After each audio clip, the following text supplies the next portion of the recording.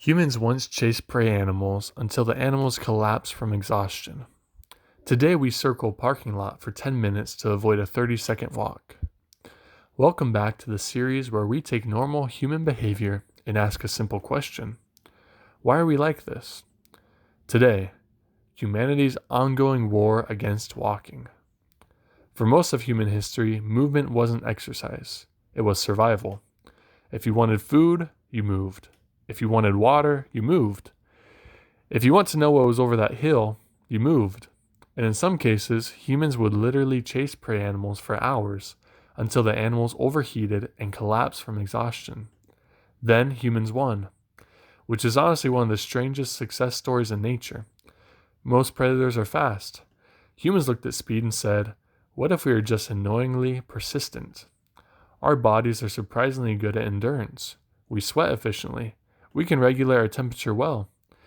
We can walk and run for long periods of time. For hundreds of thousands of years, that was a superpower. Then we use that superpower to create a world where we barely have to move at all. An incredible achievement. Possibly too incredible. Modern life is basically a competition to see who can walk the least. We fight for parking spots closest to the entrance. We take elevators up one floor. We have moving sidewalks. And somehow we stand still on those too. We drive to the gym so we can walk indoors while looking at a parking lot. If our ancestors saw us fighting over the closest parking space, they might assume one of us had a serious leg injury. The funny thing is that most people aren't avoiding exercise. They're avoiding inconvenience. We've become so efficient at removing movement from our lives that movement itself has become optional. Need food? Delivered. Need entertainment? Delivered. Need groceries? Delivered. Need to talk to another human being? Text them from 6 feet away. Civilization has become extremely good at helping us stay exactly where we are. The problem is that our bodies never got the memo. They're still expecting movement, not necessarily marathons, not necessarily mountain climbing, just movement. Regular movement. The kind humans have been doing for almost our entire existence. And when we don't move enough, we feel it, physically and mentally. Heart disease remains a major problem. Stress levels are high. Many people spend most of the day indoors staring at screens and artificial light. Then we wonder why we feel tired, restless, or overwhelmed.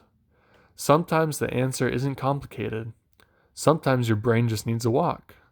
A walk isn't only exercise. It's thinking time. It's breathing time. It's time away from notifications, email, and whatever argument the internet is having today.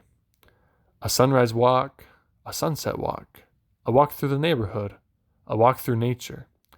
They're all doing something our bodies and minds have been adapted for far longer than they've been adapted for scrolling. So no, you don't need to become an ultra-marathon runner. You don't need expensive equipment. And you don't need to suddenly develop a passion for waking up at 4 a.m.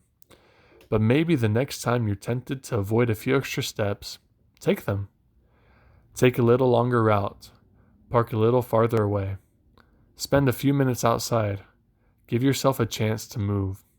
After all, humans spent hundreds of thousands of years evolving to travel long distances. It would be a shame if all that effort ended at the closest parking spot. Humans are weird. We'll investigate another example next time.